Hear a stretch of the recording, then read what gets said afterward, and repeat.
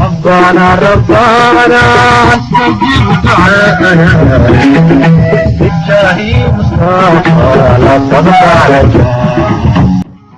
kulanti wacan wanaagsan daawadayaal gebi ahaantiinba halkani waa aayaha janaal ku soo dhowaada gacmo furan. haddaad iminka nagu soo biirtay fadlan subscribe inoo saar.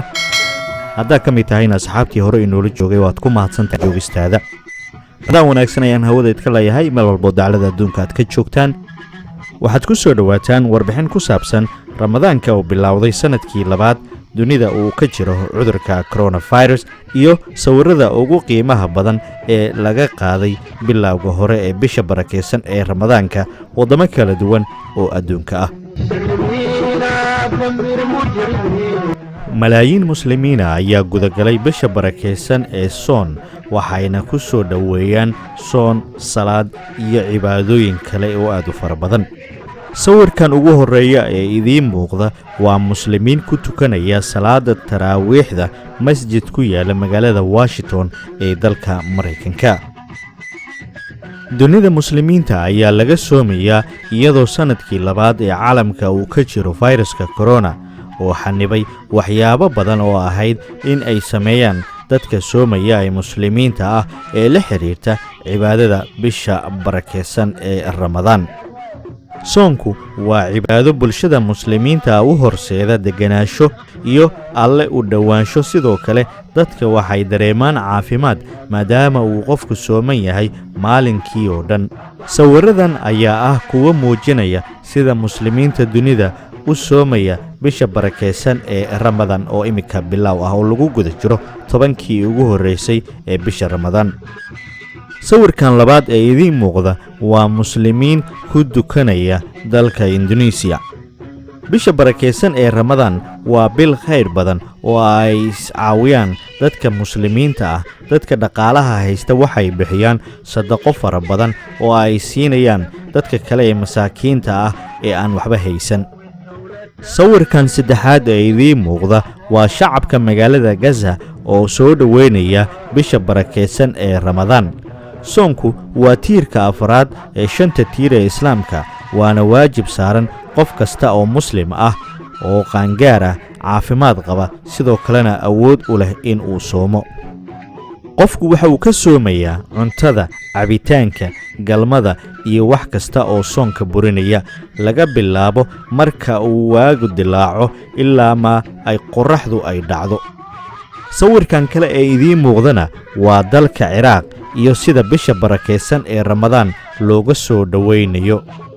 sidoo kale sawirada aan idiin soo xulnay waxaa ka mid ah sawirka imika idiin muuqda oo ah sawir aad jawigiisu u degan yahay, xeebta iyo biyaha shanqarteeduna dhegahaaga ay ku soo dhacayaan, dadka halkaasi joogana ay ku qaboobsanayaan biyaha badda. dadkan kaaga muuqda sawirka waxay ku dabaaldegayaan bisha barakeysan ee Ramadaan iyagoo markaa ku sugan dalka Indonesia, waana habdhaqan oo ay ku soo dhoweeyaan bisha barakeysan ee Ramadaan. maadaama ay kala duwan yihiin waqtiyada qaaradaha, bulsho walba soonku waxa uu u bilowdaa waqti, sidaas la midana waxaa la anfuraa waqtiyo kala duwan adduunka maadaama saacaduhu ay kala duwan yihiin.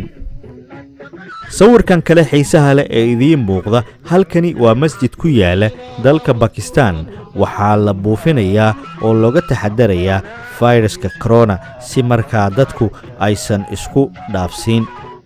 waxaa dhaqan u ah bulshada muslimiinta ah marka la gaaro bisha soon in ay dadku wadaagaan cuntooyinka. qoysasku ay anfur u sameeyaan dad badan kuwaas oo hal meel cuntada ku wada cuna.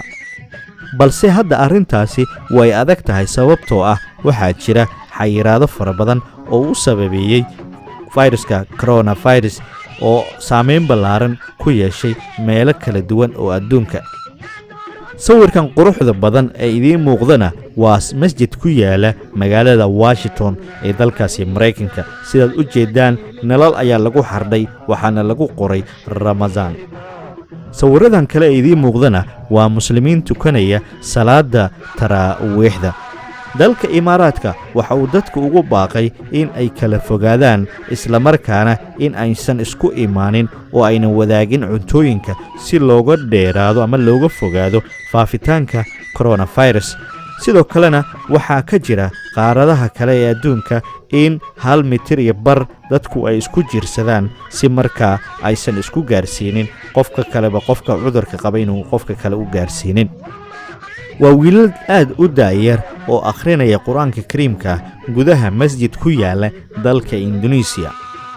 sidoo kale sawirkan idiin muuqda waa arday ku dukanaysa masjid ku yaala dalka Indonesia.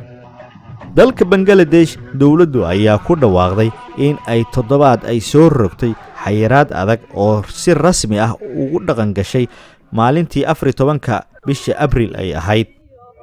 dad badan ayaa ku sugan suuqa qudaarta lagu iibiyo halkanina waa dalka Bangladesh.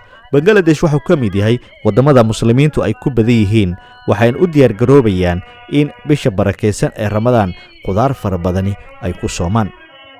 waxaa kaloo iminka idiin muuqda dadyow isku soo baxay nalal iyo weliba hadiyadooyin fara badan gacnaha ku haya iyagoo markaa u damaashaadaya bisha barakeysan ee Ramadaan. dadkan u dabaaldegaya bisha qayraysan ee Ramadaan iyo magaalada qadiimiga ah ee Mosul ay ku taala dalkaasi Ciraaq. waxay ciyaarayaan dheel iyagu qaas u ah oo dhaqameed ah. sidoo kale carruurtani ayaa sawir waxay isaga qaadeen bannaanka magaalada Mosul ee dalka Ciraaq. derbiga gadaashoodana waa derbi aad loo xardhay oo weliba farshaxan aad u qurux badan lagu sawiray. ninkan dhalinyarada ah ee ku sugan gurigiisa waxa uu akhrinayaa qur-aanka kariimka ah iyadoo lagu guda jiro bisha barakeysan ee Ramadaan.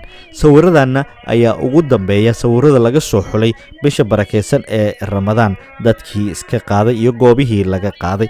inta ayaan ku soo koobayaa Soomaali weynay meel walba daclada adduunka aad ka joogtaan. waxaan idin leeyahay Ramadaan wanaagsan, sanadkii ku gaara bashbash iyo barwaaqo. Ramadaankana khayr Allah inoogu dhameeyo. sidaa iyo nabadgelyo.